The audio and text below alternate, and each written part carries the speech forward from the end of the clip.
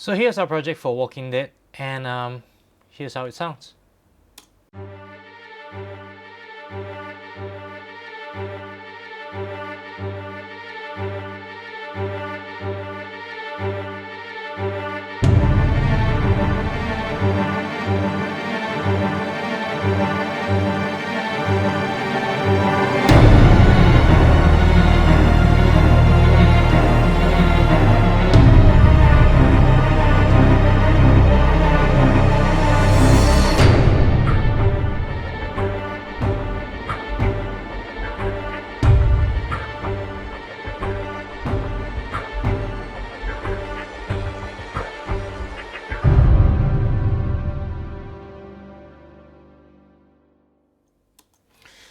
So the first thing is immediately apparent is that the full strings tremolo is carrying the whole melody.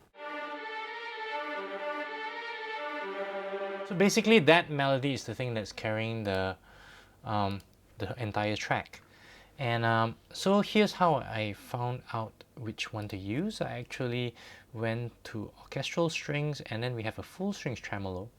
But I didn't want the full string sound, so I actually EQ'd out the bottom end. I took out 24 dBs from 270 Hz. Just a low shelf, basically. Give it that thinner sound. And also, I gave it a generous reverb in terms of a space designer. And I sent it out to a really large space, 6.1 seconds Ancient Church Plus, one of my favorites. And a generous amount of reverb. So yeah, you can hear that. So basically I just played it and copied it across, and I quantized those to 1/16. Pretty straightforward. And just how it sounds is just this. Pretty straightforward stuff. But you can see that there's a lot of automation going on in this track because it's fairly repetitive, so you need the dynamics to go up and down.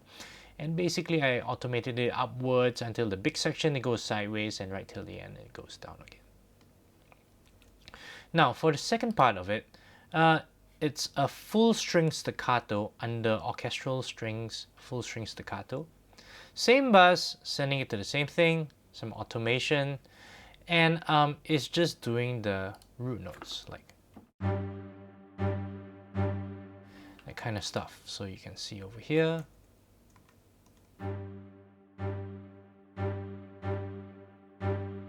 And it's got some automation going on for it as well, going up, very similar to the full strings tremolo. So they're actually just going together as a pair, so like that.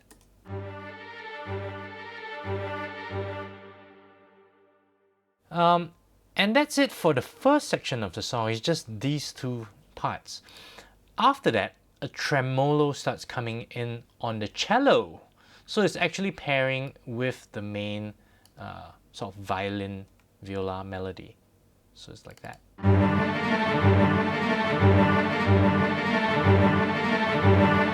And it's still pretty repetitive. There are some little bits of automation as well.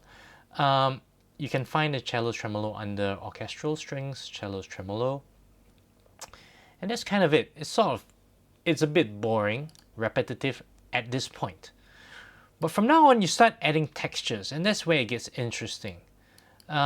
You see that you get an EXS strings, which I kind of like. It's under factory pop strings, EXS strings 2. It's got this texture about it, just to add a pad. And when it changes over,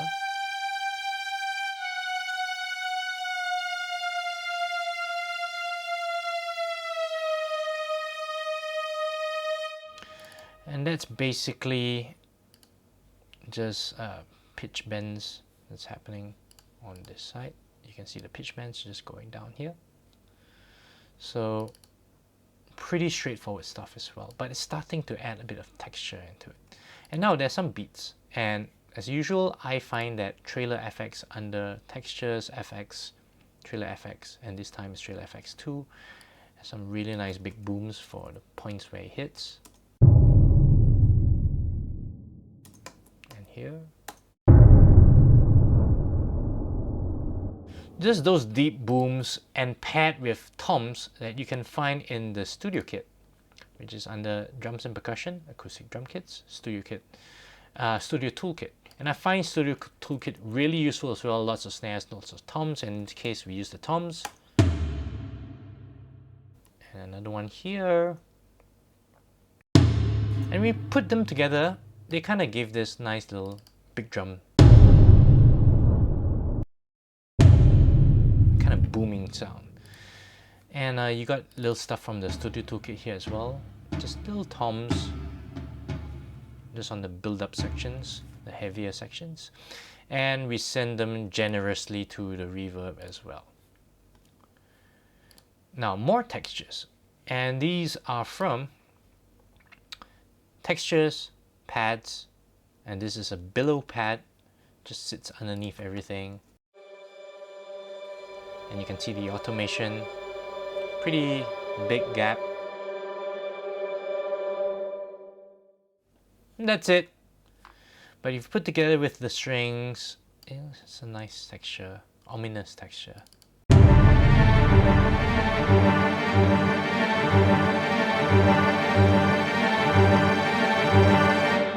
You can hear everything growing, crescendo, this slow crescendo towards something. And right at the end, we add all these other textures. You can see them under textures, drones, and this one is temptation. And it's got this nice little dark sound.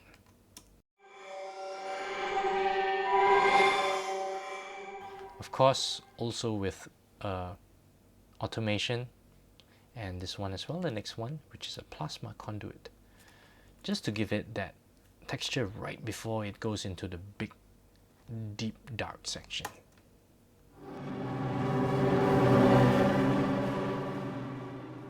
And note that there's an ambient effects here as well. It's also under textures, this time under cinematic textures, ambient effects 1. And here's how it sounds.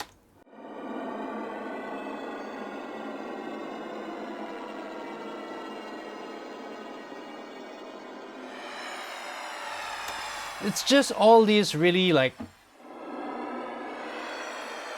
dark textures, and just to have a feeling for it, I'm just gonna put them together, and here's how it sounds with all the textures and percussion in, and like that.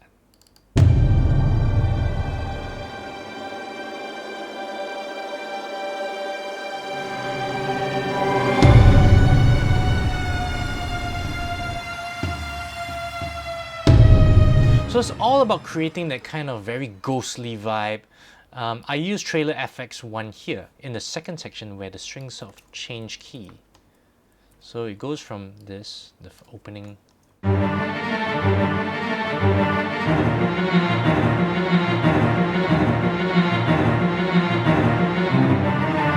shifts again. So this is sort of like the bridge or the chorus, it depends on how you look at it. But that's definitely the biggest part in the song. And this part, I added a subsonic bass from the ESM. It's a very simple synth that you can find as a preset, just to give it that low end.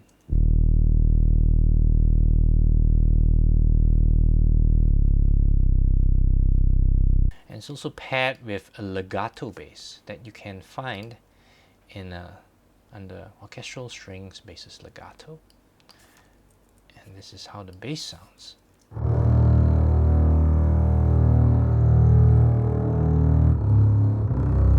Very ominous, and you pair them together.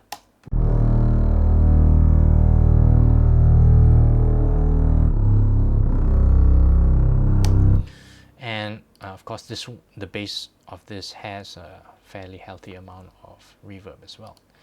And now more hits from Trailer FX1, because I found that Trailer FX2 didn't have the kind of hits that I wanted, and here's how they sound.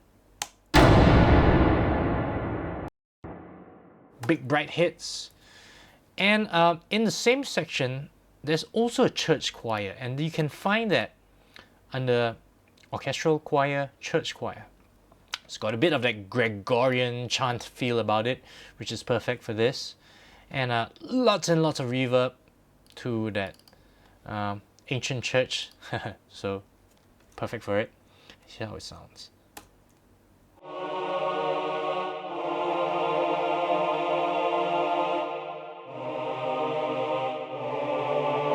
So just sitting in the background here, if you put it together with the strings and everything.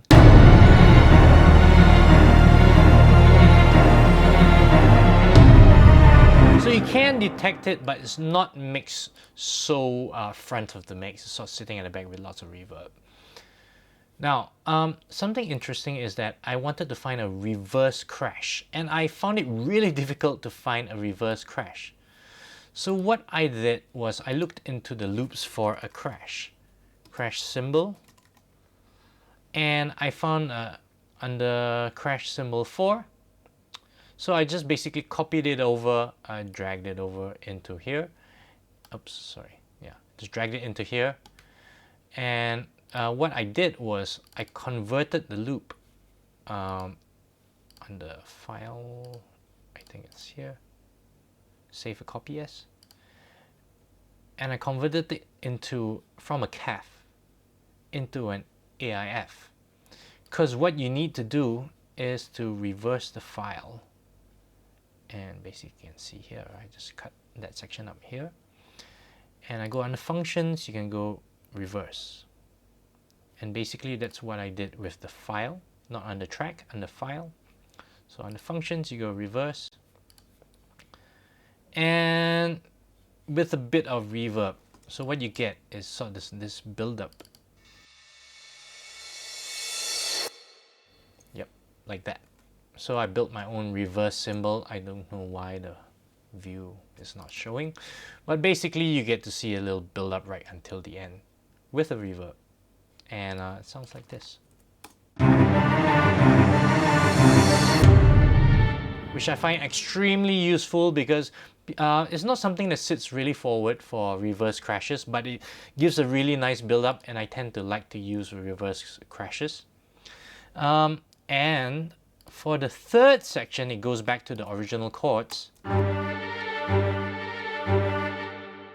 But this time it's sort of like going downwards, sort of getting quieter to the finale, to the final chord. And there is a little beat that something interesting you might not know about is that you can find beats within Alchemy under rhythmic drums. I picked bus bar, and it sounds like this. Just nice little electronic thing that sort of sits underneath everything. So it goes like that.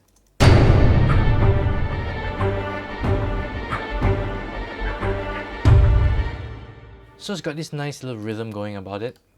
And under the orchestral kit, I just had this few hits over here. And as with hits that come together, you always want to, even though you quantize it, you always want to add a bit of flam. And in this case, I put about 10 ticks so that, you know, you get a bit of that real organic feeling about it. And you can see that this ambient FX here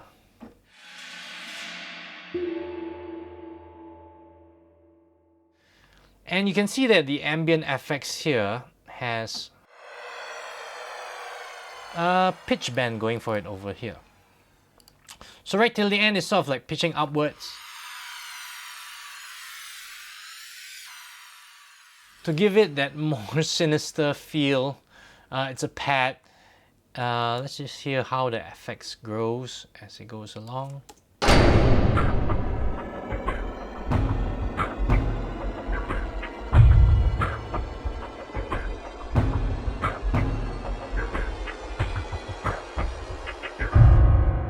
Right till the end.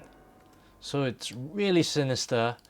And for the final chord, we use a Steinway grand piano. And the acoustic pianos, Steinway grand piano 2. And it's just this octave that's been played here. So just like that.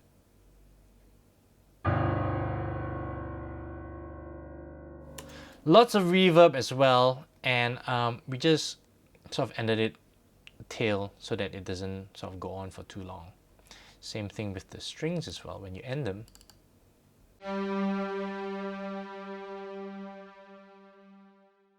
so you want it sort of like decrescendo into the end of it.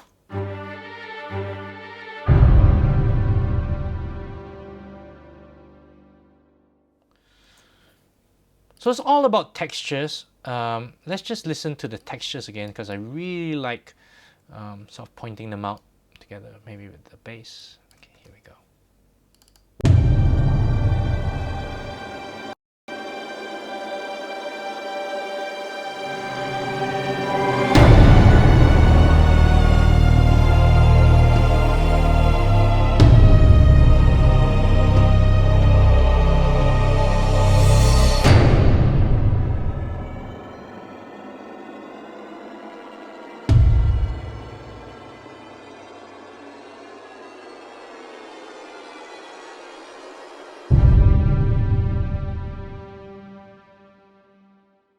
So it sounds a bit like a horror movie.